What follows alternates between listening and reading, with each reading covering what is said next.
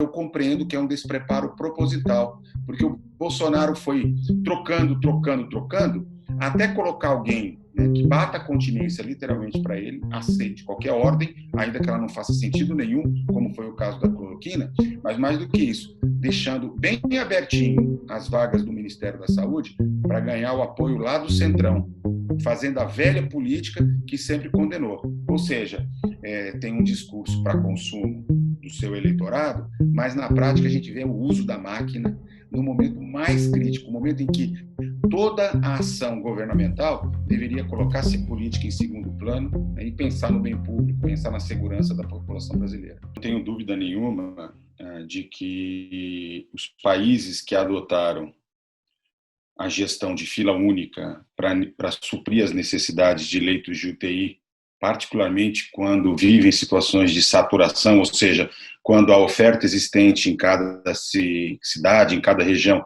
é incapaz de absorver a quantidade de gente que precisa de acesso a um leito de UTI para sobreviver, acesso a cuidados críticos, assistência respiratória, muitas vezes a intubação para continuar vivendo, ou para ter chance de viver, pelo menos, né? Os países que adotaram essa medida tiveram resultados muito mais objetivos. Nós não podemos deixar que a vida da gente seja marcada, a chance de sobreviver, por lógicas de mercado, por quem tem ou não tem plano de saúde, por quem tem ou não tem recursos. Eu digo isso com base, inclusive, na experiência brasileira do Sistema Único de Saúde, que é o Sistema Nacional de Transplantes, né?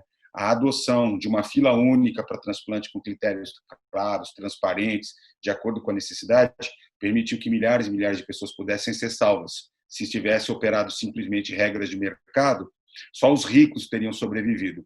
Então é fundamental, vejam, países como a Espanha, são países capitalistas, fizeram claramente a adoção de estratégias como essa, e as medidas que estão sendo discutidas no Congresso Nacional, inclusive projetos de lei já aprovados, propostos pelo senador Rogério Carvalho, relatado pelo senador Humberto Costa, na Câmara dos Deputados também há ações tramitando nesse sentido, suprem uma lacuna muito importante. É bem verdade que a Lei Orgânica da Saúde já permite, em situações de calamidade, que os gestores façam a requisição dos leitos, mas fazer a requisição por si só não garante a ideia da fila única, que me parece ser a mais democrática, a mais justa, a mais solidária com a população brasileira. É um desastre, mas expressa a visão que o governo Bolsonaro tem da prioridade que ele dá para a saúde. Na verdade, o governo Bolsonaro sabota o enfrentamento da Covid-19 desde o começo, não reconhecendo, primeiro uma gripezinha, resfriadinho, depois boicota o isolamento, depois impõe um medicamento que não tem eficácia e segurança, depois troca de ministro e não cumpre, o que é mais importante, não cumpre o seu papel. Mesmo na época que estava o ministro Mandetta, já não vinha cumprindo, ainda que ele defendesse o distanciamento social, mas não fez aquisição de equipamentos de proteção individual, não providenciou o número de testes necessários, não conseguiu ajudar os estados e municípios a ampliarem a oferta de leitos de UTI. Até agora, olha só um exemplo muito concreto, não fez uma campanha de comunicação de massa, e o Ministério da Saúde tem um orçamento para fazer isso, usar para comunicar, para informar as pessoas de maneira adequada. E isso se agrava se a gente entender que o Sistema Nacional de Saúde brasileiro não se chama SUS por acaso. O tal do único, da letrinha U, é porque é o Ministério da Saúde que coordena um sistema nacional que é composto por 27 estados e por 5.570 municípios, e que precisa de uma articulação nacional, que precisa de uma ação integrada. E é exatamente o que a gente hoje não tem. A gente tem cada município tomando a decisão que quer, cada estado tomando a decisão que quer, às vezes acertam, às vezes se submetem, por exemplo, às pressões do empresariado ou às perspectivas das eleições municipais que estão aí na proximidade, Então eu vejo com muita tristeza e muita preocupação, porque, veja, já seria difícil para qualquer ministro da saúde, qualquer equipe, conduzir a pandemia, como está sendo difícil em todo o mundo. Agora, numa situação em que troca de ministro toda hora e se coloca na condução do ministério gente que não é da área da saúde, não tem nem problema de não ser médico. O problema é que não tem experiência na gestão do Sistema Único de Saúde, não conhece controle de doenças, de enfermidades, não tem nenhuma afinidade, não sabe sequer qual é o papel. Eu tenho visto declarações, por exemplo, do Ministério da Saúde mais recente, dizendo que a aquisição de equipamentos, de ventiladores, de ampliação de leitos de UTI não é papel do Ministério, que eles até estão ajudando os estados e municípios, ou seja, não consegue ler sequer o que está na Constituição, na Lei Orgânica da Saúde. É um despreparo, mas aí eu compreendo que é um despreparo proposital, porque o Bolsonaro foi trocando, trocando, trocando, até colocar alguém, né, que bata a continência literalmente para ele, aceite qualquer ordem, ainda que ela não faça sentido nenhum, como foi o caso da cloroquina, mas mais do que isso, deixando bem abertinho as vagas do Ministério da Saúde para ganhar o apoio lá do Centrão, fazendo a velha política que sempre condenou. Haja vista a nomeação dos dois últimos nomes, os dois últimos secretários, ontem e hoje, que são legítimos representantes da base mais conservadora, do que tem de mais retrógrado, mais do dando que se recebe, que a gente conhece, né? Ou seja, tem um discurso para consumo do seu eleitorado, mas na prática a gente vê o uso da máquina no momento mais crítico, o momento em que toda a ação governamental deveria colocar-se política em segundo plano, né, e pensar no bem público, pensar na segurança da população brasileira. A gente ter tido quase 40, 45 dias entre a chegada do vírus, né, e o início da pandemia no hemisfério norte, Estados Unidos e mesmo nos países europeus, nós ganhamos essa vantagem, né, que foi um tempo maior de preparação, nós a desperdiçamos. E eu diria que talvez as principais diferenças é, em primeiro lugar, não tem país do mundo, pelo menos grande, importante como o Brasil, que tem o presidente da República um inimigo mais perigoso do que o próprio Covid-19, que o próprio coronavírus. Acho que nenhum outro país, todos os países buscaram unidade, buscaram coesionar as forças políticas, governamentais, envolver a sociedade, informar adequadamente, conclamar todo mundo para remar no mesmo sentido. Aqui no Brasil, nós vivemos uma crise política que tem como grande epicentro o próprio presidente da República. Então, acho que essa é uma primeira diferença, porque cria uma situação profundamente desafiadora. A segunda diferença, que eu acho assim, muito importante, particularmente quando a gente olha os Estados Unidos e a Europa, é a desigualdade social brasileira, né? As condições precárias de moradia, a quantidade de gente vivendo, de população vulnerável no Brasil, transforma a pandemia numa situação de muito mais risco para a população pobre, para a população de pretos, de negros, para a população favelada, para a população que vive em condições muito, muito, muito, muito vulneráveis. Então, acho que isso é muito diferente. E isso exigiria um olhar diferente, uma ação governamental, né, bem qualificada, para proteger quem mais precisa. Isso não foi feito. A terceira de grande diferença é que nós continuamos gerenciando a pandemia no escuro, porque o Brasil é o país que menos testa. O Brasil só não testa menos hoje do que a Índia e do que o México. Mas não é assim, enquanto nós estamos fazendo 4 mil testes para cada milhão de habitantes, os países que estão tendo sucesso no controle da enfermidade estão testando entre 40 e 60 mil. É essa diferença que a gente está vendo. Então, eu acho que talvez seja a terceira grande dificuldade que a gente tem, uma incapacidade de saber exatamente onde a gente está. O que faz, por exemplo, que muitos governantes hoje não só estejam defendendo, mas já estejam começando a fazer a flexibilização do isolamento no escuro, com uma incógnita danada, porque eles não têm nenhuma noção. Todos os dados indicam que os casos ainda estão subindo, aí nós ainda estamos vivendo uma situação progressiva da doença, né, e por desinformação, né, e claro que por pressão também, né, pressão econômica, pressão política, esses governantes começam a fraquejar, né, e acho que a história vai cobrar para valer o papel de cada um, né. Teve muita gente falando em nome da ciência, da medicina, né, que atuaria baseado em preceitos seguros, mas na primeira oportunidade, literalmente, jogou as favas tudo o que dizia, né, e está mergulhando a nossa sociedade numa aventura que eu considero irresponsável.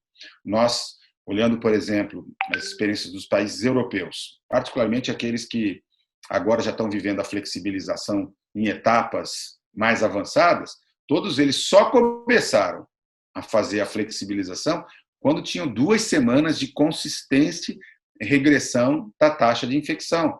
Nós estamos começando exatamente quando a taxa de infecção ainda está subindo. Então, assim, me parece insano, me parece irresponsável esse tipo de atitude. Então, eu destacaria essas diferenças que, para mim, são as mais marcantes quando a gente observa. Claro que cada lugar tem sua peculiaridade, né? Se a gente olhar, por exemplo, a Austrália, Nova Zelândia, eles fizeram tão bem a fase de contenção que eles quase não precisaram fazer isolamento porque eles conseguiram impedir a chegada, né? Nós não conseguimos, a maior parte dos países não conseguiram. Retomar a economia sempre não pode ser vista como um erro. Ela só não pode ser feita contra a vida das pessoas, né? Ela tem que ser feita de uma forma inteligente, protegida. Os médicos, os profissionais da área de saúde pública, os sanitaristas, nós não somos contra a economia, nós temos clareza do quanto que a população que mais necessita do ganhar o dia a dia, o ganha-pão ali do dia a dia, inclusive para alimentar a sua família, depende do emprego, depende da atividade econômica, né? Mas veja, o governo federal colocou mais de 1 trilhão e 200 milhões para socorrer bancos e socorrer os grandes empresários. Uma pequena parte disso, poderia ser destinada para proteger não apenas os trabalhadores, os desempregados, os trabalhadores da informalidade, mas até as pequenas e médias empresas. Então, essa é a hora em que os países demonstram quais são as suas prioridades, quais são os seus compromissos. Eu chamo a atenção das condições que vivem a população vulnerável brasileira, condições precárias, incapazes de fazer o isolamento, às vezes vivendo em situações em que falta água, falta produtos de higiene. Quais foram as preocupações que foram tomadas, por exemplo, com o transporte coletivo de massa? Nós vamos expor a população brasileira a se amontoar nos trens, no metrô, nos ônibus, né, sem nenhum tipo de proteção, e nos ambientes de trabalho, né? Então, assim, acho que tem algumas etapas que estão sendo queimadas no Brasil, né, que podem custar muito caro. Eu vou dizer por quê. Muitas vezes, a pressa em retomar a qualquer custo pode significar, no primeiro momento, a morte de milhares de brasileiros que não precisariam, não poderiam se expor, né? Mas pode custar a médio e longo prazo também muitos prejuízos para a economia brasileira. Se o Brasil não controlar a pandemia, se a gente continuar tendo processos epidêmicos espalhados, ora no Nordeste, ora na região Sul, ora para cá, ora para cá, quem é o país que vai liberar as pessoas para virem fazer turismo aqui no Brasil, né? No momento em que a economia mundial está profundamente comprometida, não fica muito fácil fazer uma guerra comercial contra os produtos brasileiros e não recomendar a aquisição dos nossos produtos, até para favorecer os mercados de cada país. Então, assim, é preciso olhar com um pouco mais de inteligência quando a gente pensa a retomada do desenvolvimento econômico, que é fundamental, mas precisa ser feito com segurança. Quais são os setores fundamentais para voltarem?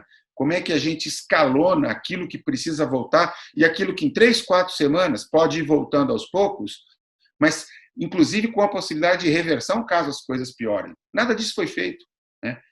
Largar na mão dos prefeitos, desesperados com as eleições municipais que se avizinham, ou com a pressão do comerciante local, para que ele tome a decisão, é uma irresponsabilidade. Assim como, por exemplo, é uma irresponsabilidade pegar a cidade de São Paulo, com seus 12 milhões, e achar que ela é uma ilha que não se comunica com os outros 10 milhões que vivem nas demais cidades da região metropolitana, né? Que estão completamente conurbadas, uma mancha que você não consegue dizer onde acaba São Paulo, aonde começa o ABC, onde começa Guarulhos, onde começa Osasco, né? Então, assim, olhar para as regiões é fundamental.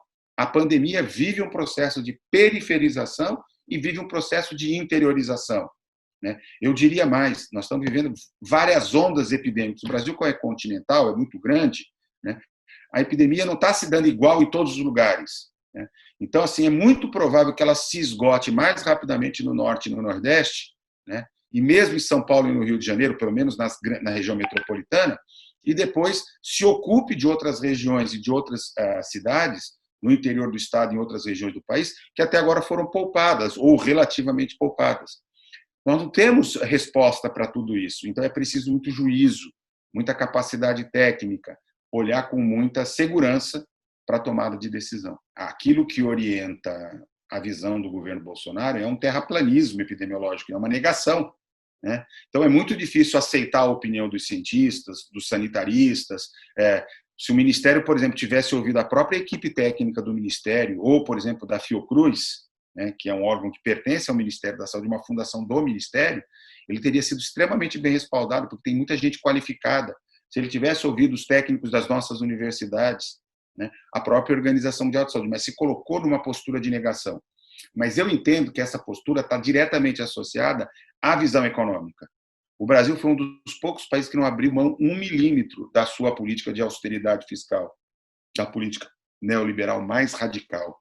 Tanto que aquele discurso que o gravado do ministro da Economia, do Paulo Guedes, né, assim, não adianta salvar pequenos e médios empresários, tem que salvar empresa grande, expressa bem a visão que eles têm. É um governo que opera para os ricos, que opera para o sistema financeiro, para a banca, e não atendendo ao interesse do... Então, assim, como as vidas não valem nada, que morram esses pobres, que morram essas pessoas que compõem aí um exército, uma mão de obra excedente, barata, entendeu? Porque se morrer tem bastante sobrando mesmo. É essa lógica, é uma lógica genocida, é uma lógica pautada num darwinismo social, salve-se quem puder, né? Os ricos estão protegidos mesmo, eles pegam um jatinho e vêm do Pará para se tratar num hospital caro de São Paulo e ainda vai bater no imposto de renda, eu, você e todos os brasileiros é que vão pagar, né?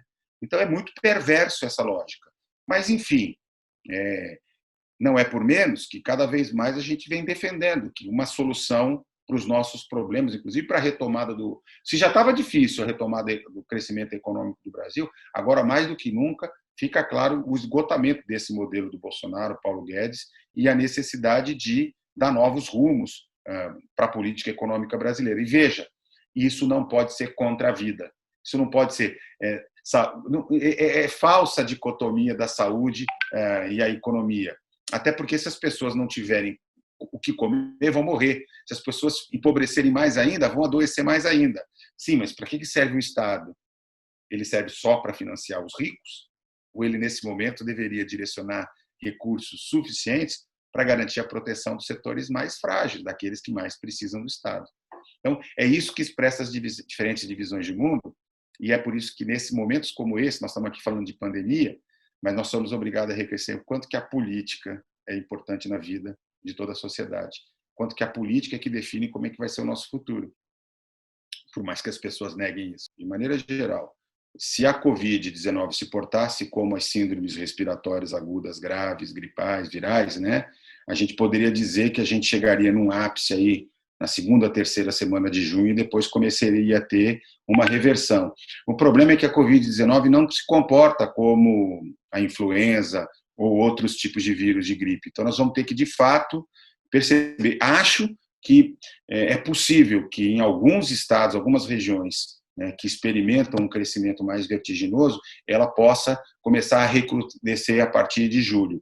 Mas nada impede que a gente tenha, como eu disse, processos epidêmicos acontecendo em regiões não acometidas mais tardiamente. E, de alguma maneira, quase que já voltando, porque nós vamos ver também como é que será o comportamento, inclusive na Europa, nos Estados Unidos, em outros países, no hemisfério norte, né, porque como eles vivem o problema com algumas semanas de antecipação, pode servir como uma certa referência. Mas eu não diria que nós chegaremos. Eu até lá para fevereiro, março, achava que nós teríamos um pico, e continuo torcendo para que tenhamos e o problema acabe. Mas me parece que talvez nós tenhamos que enfrentar ainda uma situação de mais instabilidade.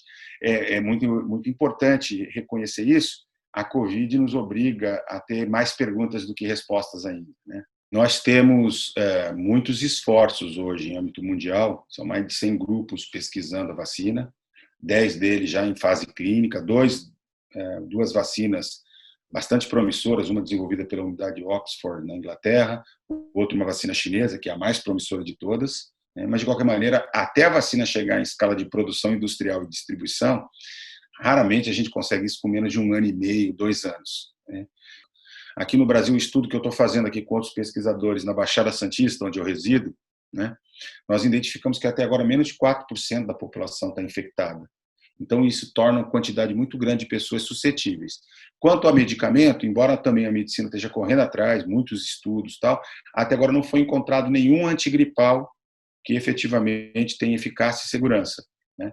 É possível que isso aconteça? É possível, porque tem muita gente estudando. No caso do H1N1, por exemplo, em 2009, rapidamente nós tivemos um medicamento antigripal que foi descoberto e que ajudou muito, até hoje ajuda. Mas, de qualquer maneira, eu diria que nós vamos conviver ainda, o mundo pós-pandemia será ainda um mundo de mascarados, né? Um mundo de afastamentos, de muitos cuidados sanitários, tá certo? Talvez sem eventos de massa, até que a gente consiga ter a vacina e aí sim a proteção para todas as pessoas. Eu acho que a gente vai viver um aprendizado coletivo em escala mundial de como lidar com doenças virais, particularmente essas doenças gripais, né? Então, assim, a incorporação da máscara nos meses frios, esses hábitos de higiene, de isolamento, a coisa da etiqueta, eu não gosto desse nome, né? De como tossir, essa coisa toda tal. Mas eu acho que esse é um pedaço do legado. Tem alguns aspectos que são muito positivos. Acho que uma boa parte dos países do mundo terá um fortalecimento dos seus sistemas de saúde pública, dos seus sistemas de ciência e tecnologia, né, pelo próprio reconhecimento de quanto é importante, né, até para a própria economia, né, ter sistemas sanitários seguros.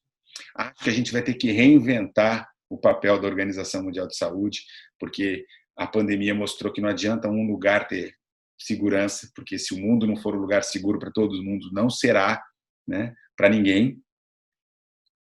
Eu acho que a gente vai desenvolver muita tecnologia, porque assim, nunca se fez tanto trabalho científico, tão rapidamente se estudou alguma coisa, até porque nós viveremos outras pandemias. Veja, século passado nós tivemos 2.